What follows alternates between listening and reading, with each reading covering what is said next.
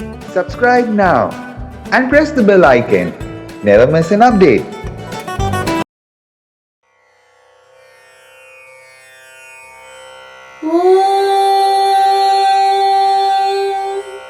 शुक्लाम्बरधरं विष्णुं शशिवर्णं चतुर्भुजं प्रसन्नवदनं ध्यायेत् सर्वविघ्नोपशान्तये। व्यासं वसिष्ठनप्तारं शक्ते पौत्रमकल्मषं पराशरात्मजं वन्दे शुकतातं तपोनिधिं। व्यासाय विष्णुरूपाय व्यासरूपाय विष्णवे नमो वै ब्रह्मनिधये वासिष्ठाय नमो नमः। अविकाराय शुद्धाय नित्याय परमात्मने सदैकरूपरूपाय विष्णवे सर्वजिष्णवे यस्य स्मरणमात्रेण जन्म संसारबन्धनात् विमुच्यते। नमस्तस्मै विष्णवे प्रभविष्णवे। ॐ नमो विष्णवे प्रभविष्णवे। श्रीवैशम्पायन उवाच श्रुत्वा धर्मानशेषेण पावनानि च सर्वशः युधिष्ठिरः शान्तनवं पुनरेवाभ्यभाषत। युधिष्ठिर उवाच किमेकं दैवतं लोके किं वाप्येकं परायणं स्तुवन्तः कं कमर्चन्तः प्राप्नुयुर्मानवाः शुभम्। को धर्मः सर्वधर्माणां भवतः परमो मतः किं जपन्मुच्यते जन्तुर्जन्म संसारबन्धनात्। श्रीभीष्म उवाच जगत्प्रभुं देवदेवम् अनन्तं पुरुषोत्तमं स्तुवन्नाम सहस्रेण पुरुषः सततोत्थितः तमेव चार्चयन् नित्यं भक्त्या पुरुषमव्ययम्। ध्यायन् स्तुवन्नमस्यंश्च यजमानस्तमेव च अनादिनिधनं विष्णुं सर्वलोकमहेश्वरम् लोकाध्यक्षं स्तुवन् नित्यं सर्वदुःखादिगो भवेत्। ब्रह्मण्यं सर्वधर्मज्ञं लोकानां कीर्तिवर्धनं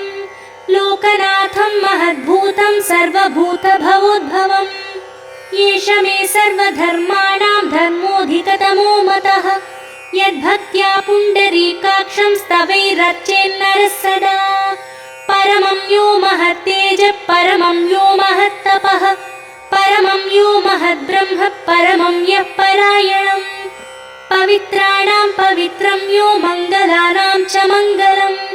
दैवतं देवतानां च भूतानां यो व्ययः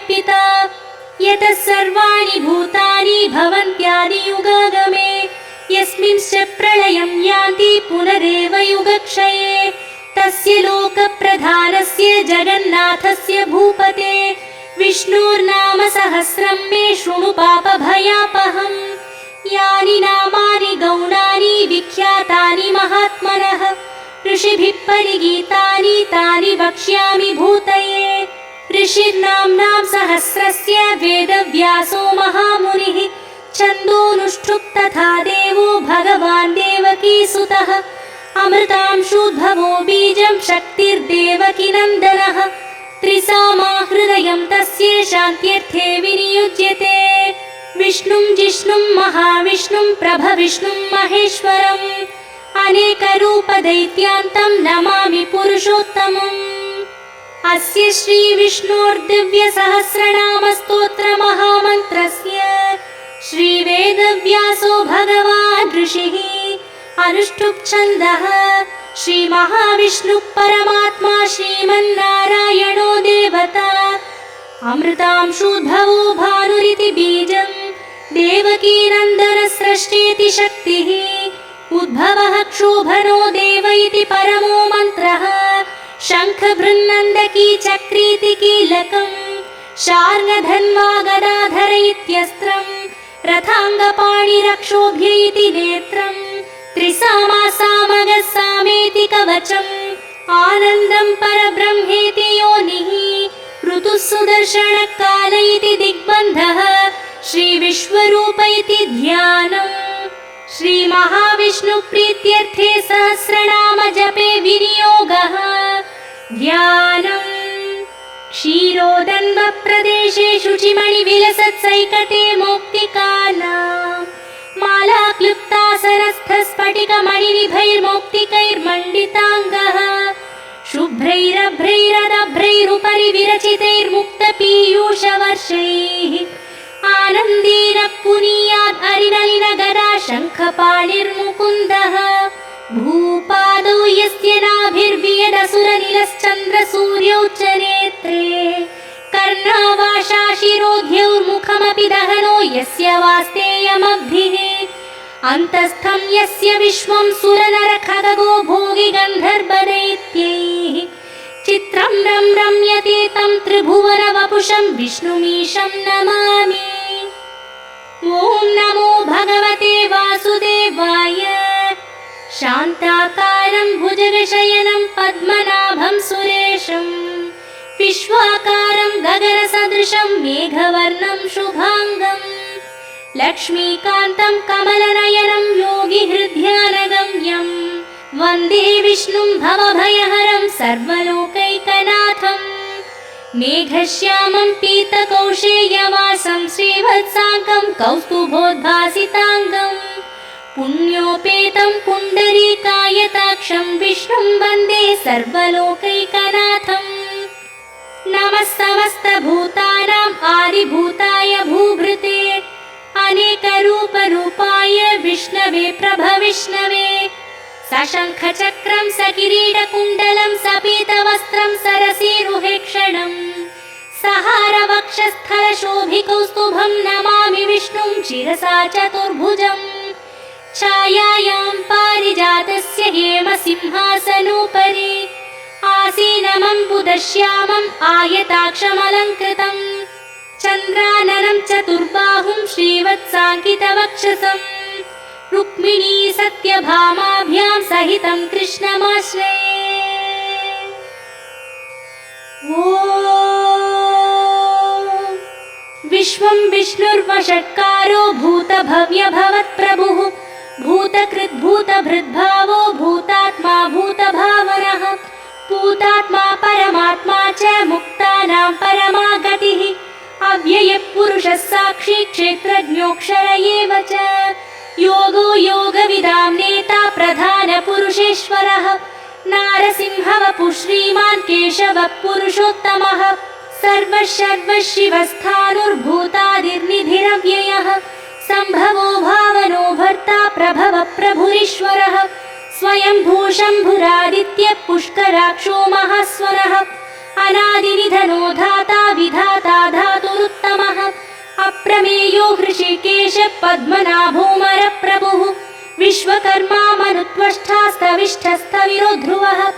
अग्राह्य शाश्वत कृष्णो लोहिताक्ष प्रतर्दनः प्रभूतस्त्रिककुब्धाम पवित्रं मङ्गलं परम् ईशान प्राणद प्राणो ज्येष्ठ श्रेष्ठ प्रजापतिः हिरण्यगर्भो भूगर्भो माधवो मधुसूदनः ईश्वरो विक्रमी धन्वी मेधावी विक्रमक्रमः अनुत्तमो दुराधर्ष कृतज्ञ कृतिरात्मवान् सुरेश शरणं शर्म विश्वरेता प्रजाभवः अहः संवत्सरो व्याळ प्रत्ययः सर्वदर्शनः अजः सर्वेश्वरः सिद्धः सिद्धिः सर्वादिरच्युतः वृषाकपिरमेयात्मा सर्वयोगविनिसृतः वसुर्वसुमनः सत्यः समात्मा संमितः समः अमोघः पुण्डरीकाक्षो वृषकर्मा वृषाकृतिः रुद्रो बहुशिरा बभ्रुर्विश्वयोनिः शुचिश्रवाः अमृतशाश्वतस्थानुर्वरारोहो महातपाः सर्वगः सर्वविद्भानुर्विश्वक्सेनो जनार्दनः वेदो वेदविदव्यङ्गो वेदाङ्गो वेदवित्कविः लोकाध्यक्षः सुराध्यक्षो धर्माध्यक्षः कृताकृतः चतुरात्मा चतुर्व्यूहश्चतुर्दंष्टश्चतुर्भुजः भ्राजिष्णुर्भोजनं भोक्ता सहिष्णुर्जगदादिजः अनघो विजयो जेता विश्वयोनिः पुनर्वसुः उपेन्द्रो वामनप्रांशुरमोघः शुचिरूर्जितः अतीन्द्रसङ्ग्रहः सर्गो धृतात्मा नियमो यमः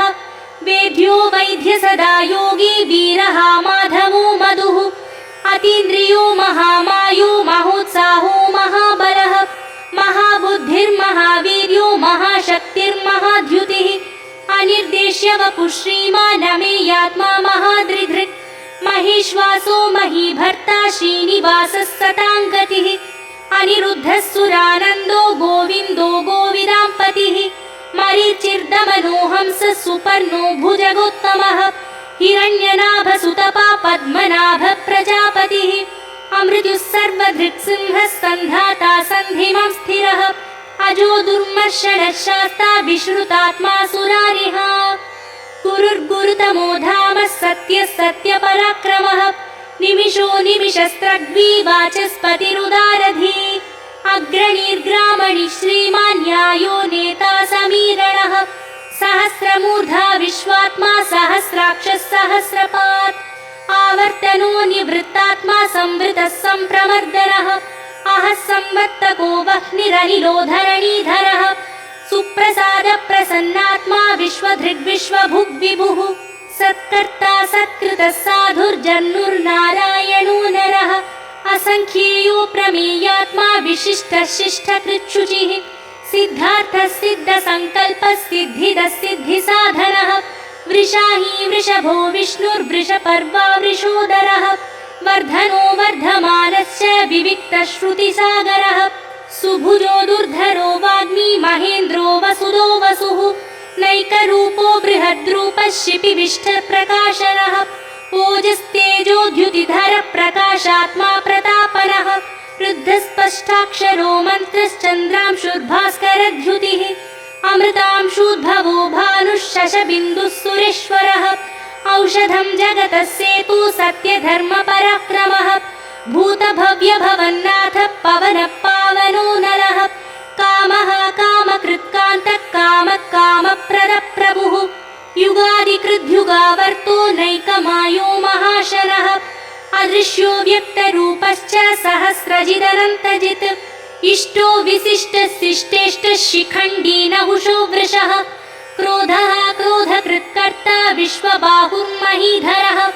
अच्युत प्रथित प्राण प्राणदो वासवानुजः अपां निधिरधिष्ठानम् अप्रमत्थ प्रतिष्ठितः स्कन्द स्कन्दधरो धुर्यो वरदो वायुवाहनः वासुदेवो बृहद्भानुरादिदेवः पुरन्दरः अशोकस्तारणस्तारः शूरः शौरिर्जनीश्वरः अनुकूलश्चतावर्त पद्मी पद्मनिमेक्षणः पद्मनाभोरविन्दाक्ष पद्मगर्भः शरीरभृत् महर्धिरुद्धो वृद्धात्मा महाक्षो गरुडध्वजः अतुलः शरभो भीमः समयज्ञो हविर्हरिः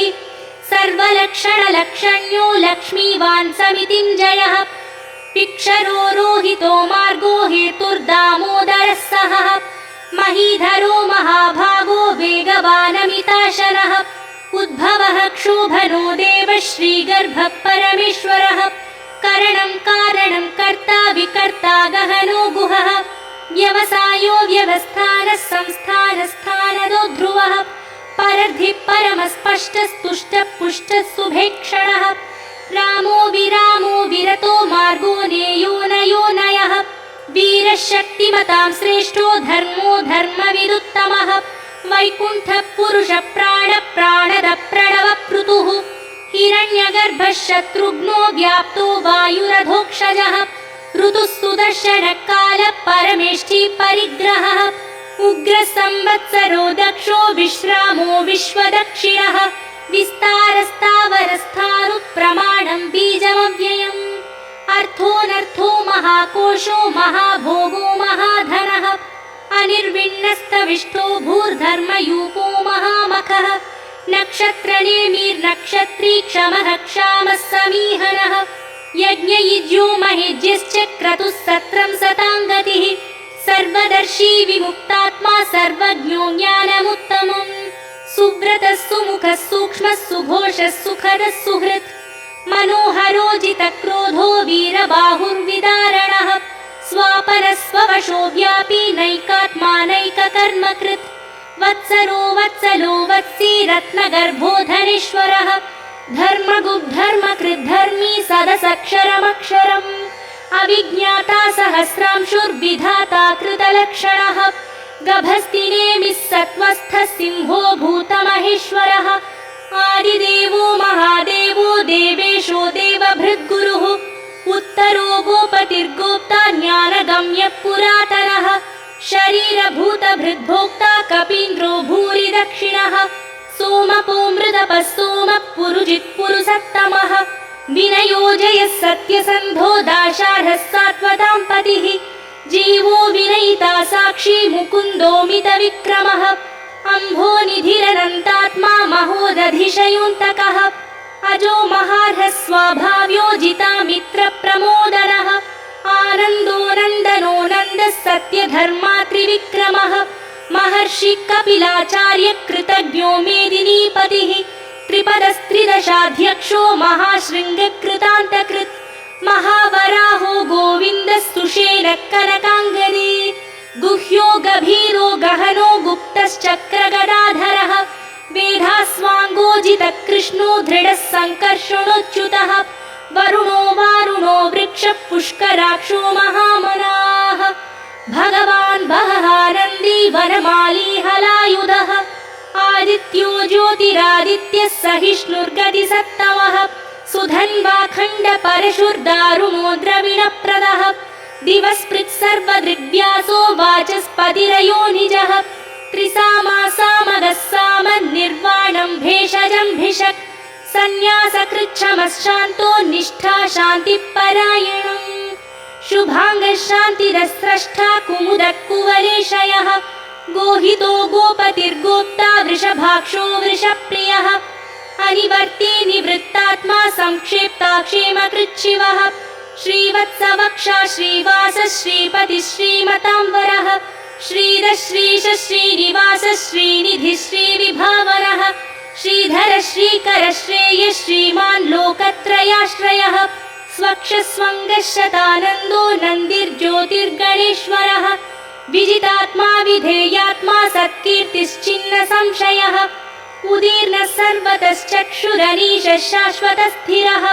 भूषयो भूषणो भूतिर्विशोकः शोकनाशनः अर्चिष्मानर्चितः कुम्भो विशुद्धात्मा विशोधरः अनिरुद्धो प्रतिरथः प्रद्युम्नोमितविक्रमः कालनेमिनिहा वीरः शौरिः शूरजनेश्वरः त्रिलोकात्मा त्रिलोकेशः केशवः केशिहा हरिः कामदेवः कामपालः कामी कान्तकृदागमः अनिर्देश्य वपुर्विष्णुर्वीरोऽनन्तो धनञ्जयः ब्रह्मण्यो ब्रह्मकृद् ब्रह्मा ब्रह्म ब्रह्मविवर्धनः ब्रह्मविद् ब्राह्मणो ब्रह्मी ब्रह्मज्ञो ब्राह्मणप्रियः महाक्रमो महाकर्मा महातेजा महोरगः महाक्रतुर्महायज्वा महायज्ञो महाहविः स्तव्यस्तव प्रियस्तोत्रं स्तुतिस्तोतारणप्रियः पूर्णपूरयिता पुण्यकीर्तिरनामयः मनोजवस्तीर्थकरो वसुरेता वसुप्रदः वसुप्रदो वासुदेवो वसुर्वसुमनाहविः सद्गतिः सत्कृतिः सत्ता सद्भूतिः सत्परायणः शूरसेनो यदुश्रेष्ठः सन्निवासः सुयामुनः भूतावासो वासुदेवः सर्वासुनिलयो नरः दर्पः दर्पदो दृप्तो दुर्धरोऽथा पराजितः विश्वमूर्तिर्महामूर्तिर्दीप्तमूर्तिरमूर्तिमान् अनेकमूर्तिरव्यक्तः शतमूर्तिः शताननः एकोनैकः स वक् किं यत्तत्पदमनुत्तमम् लोकबन्धुर्लोकनाथो माधवो भक्तवत्सलः सुवर्णवर्णो हेमाङ्गो वराङ्गश्चन्दनाङ्गनी वीरः विषमशून्यो घृताशीरचलश्चलः अमानी मानदो मान्यो लोकस्वामी त्रिलोकधृक् सुमेधा मेधजोधन्यः सत्यमेधाधराधरः तेजो वृषोद्युतिधरः सर्वशस्त्रभृताम्बरः प्रग्रहो निग्रहो व्यग्रो नैकशृङ्गो गदाग्रजः चतुर्मूर्तिश्चतुर्बाहुश्चतुर्व्यूहश्चतुर्गतिः चतुरात्मा चतुर्भावश्चतुर्वेदविदेकपात् समावर्तो निवृत्तात्मा दुर्जयो दुरतिक्रमः दुर्लभो दुर्गमो दुर्गो दुरावासो दुरारिः शुभाङ्गो लोकसारङ्गः सुतन्तुस्तन्तुवर्धनः इन्द्रकर्मा महाकर्मा कृतकर्मा कृतागमः उद्भवः सुन्दरः सुन्दो रत्ननाभः सुलोचनः अर्को वाजसनशृङ्गी जयन्तः सर्वविजयी सुवर्णबिन्दुरक्षोभ्यः सर्ववागीश्वरेश्वरः महाह्रदो महागर्तो महाभूतो महानिधिः कुमुदकुन्दरकुन्दपर्जन्यपावनो निलः अमृताशो मृतवपुः सर्वज्ञः सर्वतोमुखः सुलभः सुव्रतः सिद्धः शत्रुजित् शत्रुतापनः न्यग्रोधोदुम्बरो स्वत्तश्चानूरान्ध्रनिषूदरः सहस्रार्चिः सप्तजिह्वः सप्तैधा सप्तवाहनः अमूर्तिरनघोचिन्त्यो भयकृद्भयनाशनः अणुर्बृहत्कृशस्थूलो गुणभृद्निर्गुणो महान् अधृतस्वधृतस्वास्य प्राग्वंशो वंशवर्धनः भारभृत्कथितो योगी योगीशः सर्वकामदः आश्रमश्रमणक्षामः सुपर्णो वायुवाहनः धनुर्धरो धनुर्वेदो दण्डो दमयिता दमः अपराजितः सर्वसहो नियन्ता नियमो यमः सत्त्ववान् सात्विकः सत्यः सत्यधर्मपरायणः अभिप्रायप्रियार्होधः प्रियकृत्प्रीतिवर्धनः विहाय सगतिर्ज्योतिः सुरुचिर्हुतभुग्विभुः रविर्विरोचनः सूर्यः सविता रविलोचनः अनन्तो हुतभुग्भोक्ता सुखदो नैकजोऽग्रजः अनिर्विण्णः सदामर्षि लोकाधिष्ठानमद्भुतः सनातनतमः कपिलः कपिरप्ययः स्वस्तिरः स्वस्तिकृत् स्वस्ति स्वस्ति भुक् स्वस्ति दक्षिणः अरौद्रकुण्डली चक्री विक्रम्यूर्जितशासनः शब्दातिगः शब्दसः शिशिरः शर्वरीकरः अक्रूरपेशलो दक्षो दक्षिणक्षमिणाम्बरः विद्वत्तमो वीतभयः पुण्यश्रवणकीर्तनः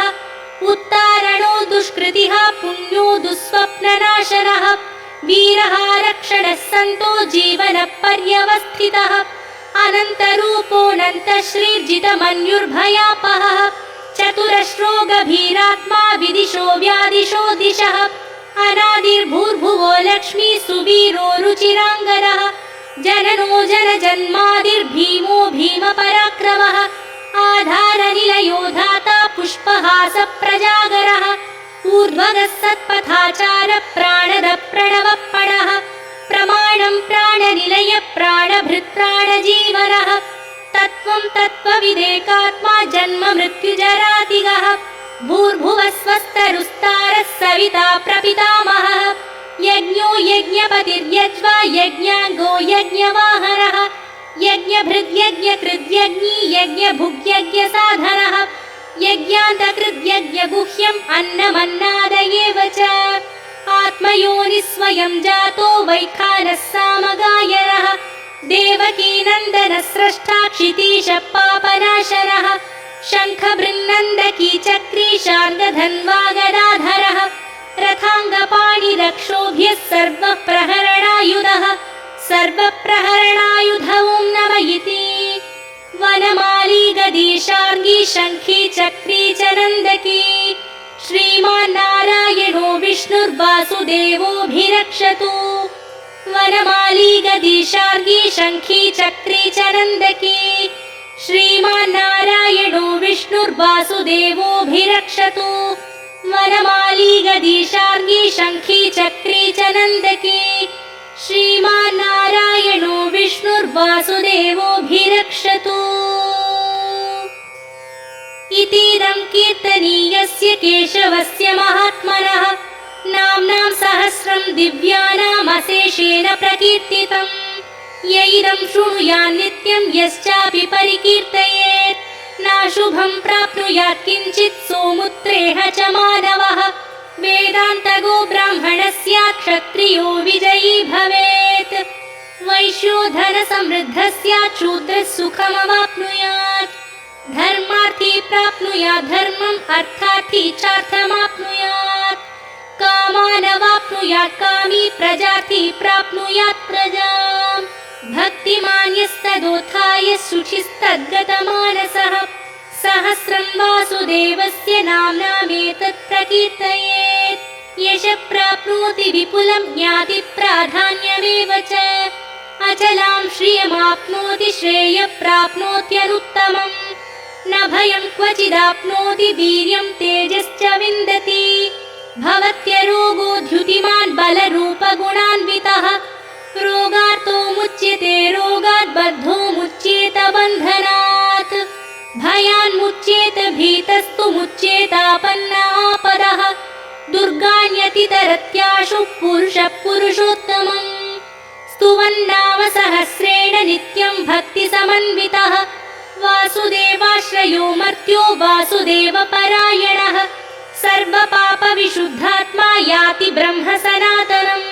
न वासुदेव भक्तानामशुभं विद्यते क्वचित् जन्म मृत्युजरा व्याधि भयं नैवोपजायते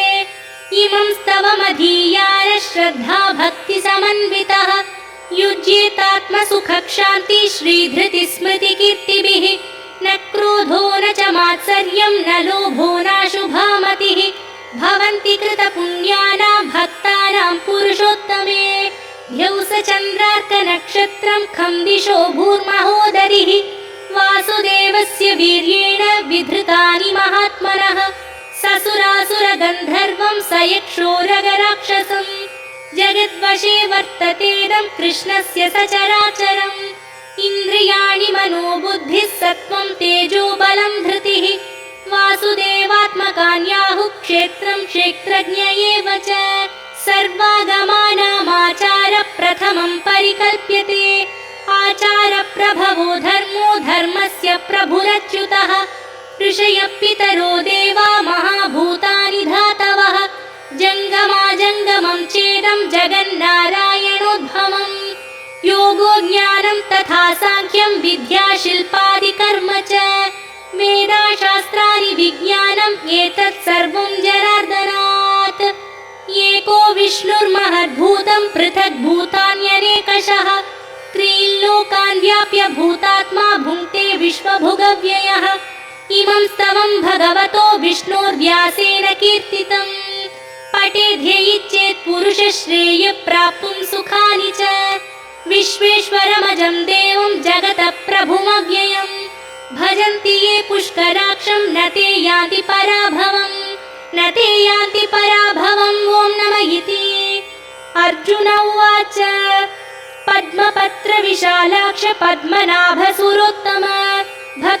भक्तानामनुरक्तानां त्राता भव जनार्दन श्रीभगवानुवाच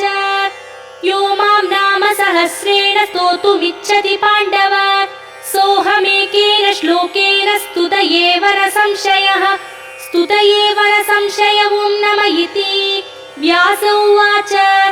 वासनाद्वासुदेवस्य वासितं भुवनत्रयम् सर्वभूतनिवासोऽसि वासुदेव नमोऽस्तु ते श्रीवासुदेव नमोऽस्तु तं ॐ नमः इति पार्वत्युवाच केनोपायेन लघुना विष्णोर्नाम सहस्रकम् पठ्यते पण्डितैर्नित्यं श्रोतुमिच्छाम्यहं प्रभो ईश्वर उवाच श्रीराम राम रामेति रमे रामे मनोरमे सहस्रनाम तत्तुल्यं राम नाम वरानने श्रीराम राम रामेति रमे रामे मनोरमे सहस्रनाम तत्तुल्यं राम नाम वरानने श्रीराम राम रामेति रमे रामे मनोरमे सहस्रनाम तत्तुल्यं राम नाम वरानने श्रीराम नाम वरानन ॐ नमः इति ब्रह्मोवाच नमोऽस्त्वनन्ताय सहस्रमूर्तये सहस्रपादाक्षि शिरोरुबाहवे सहस्रनाम्ने पुरुषाय शाश्वते सहस्रकोटियुगधारिणे नमः सहस्रकोटियुगधारिण ॐ नमः इति सञ्जय उवाच यत्र योगेश्वरः कृष्णो यत्र पार्थो धनुर्धरः तत्र श्रीर्विजयो भूतिर्ध्रुवा नीतिर्मतिर्मम श्रीभगवानुवाच अनन्याश्चिन्तयन्तो मां ये जनाः पर्युपासते तेषां नित्याभियुक्तानां योगक्षेमं वहाम्यहम् परित्राणाय साधूनां विनाशाय च दुष्कृतां धर्म संस्थापनार्थाय सम्भवामि युगे युगे आर्ता विषण्णा शिथिलाश्च भीताः घोरेषु च व्याधिषु वर्तमानाः संकीर्त्य नारायण शब्दमात्रं विमुक्तदुःखाः सुखिनो भवन्तु। कायेन वाचा मनसेन्द्रियैर्वा बुद्ध्यात्मना वा प्रकृते स्वभावात् करोमि यद्यत् सकलं परस्मै